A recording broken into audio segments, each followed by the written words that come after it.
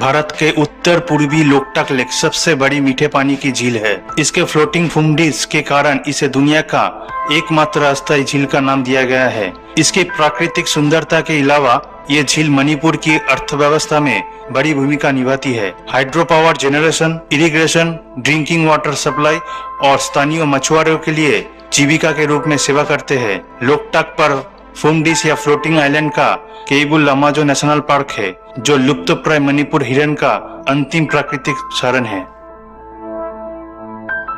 Kennedy America के सबसे चहेते presidents में से एक थे।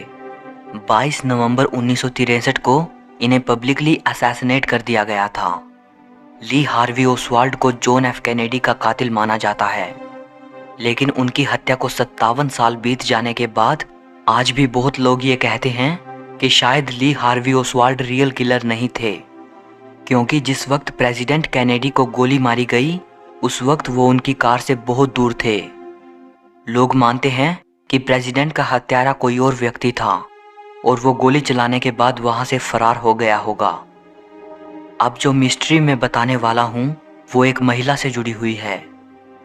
जब प्रेसिडेंट कैनेडी को गोली मारी गई उस वक्त उनकी कार के आसपास बहुत लोग मौजूद थे और मीडिया भी थी जिसने पूरी घटना को रिकॉर्ड किया था। जब FBI प्रेसिडेंट की हत्या से जुड़े फोटोग्राफ्स देख रही थी तब उन्हें एक महिला नजर आती है जिसने हेड स्कार्फ पहना हुआ है, इसीलिए फोटोज में उसका चेहरा अच्छे से दिखाई नहीं देता। FBI देखती है कि उस औरत के हाथ में शायद एक कैमरा है और वो उस घटना की तस्वीरें ले रही है। बाद में उस महिला को ढूंढने की बहुत कोशिशें की जाती हैं, लेकिन उसका कोई पता नहीं मिलता। फिर FBI उस औरत से अपील करती है कि वो जो कोई भी है सामने आए और जो भी तस्वीरें अपने कैमरा से उसने ली हैं वो हमें दे दे, ताकि केस में कुछ मदद मिल सके। लेकिन वो महिला सामने नहीं आती है। वो कौन थी कोई नहीं जानता। FBI को जिस बात ने हैरान किया वो ये कि घटना के दौरान उस महिला का बिहेवियर काफी स्ट्रेंज था। लोगों को अपनी जान बचाने की पड़ी है, वो इधर उधर भाग रहे हैं और ये महिला बिना किसी फिक्र के फोटोज लेने में व्यस्त है। अब ये तो आज तक पता नहीं चल पाया कि ये औरत कौन थी, लेकिन इसको लेकर बहुत सारी थियोरीज सामने आई थी।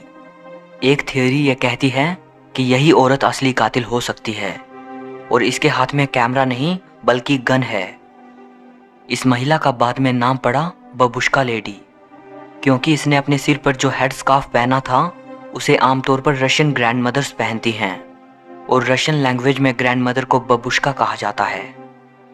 लगभग 7.5 मीटर ऊंचा यह स्तंभ दिल्ली में स्थापित है।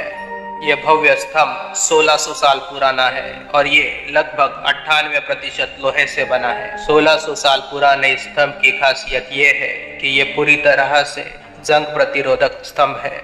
कई मशहूर वैज्ञानिकों ने इस स्तंभ की जांच की है।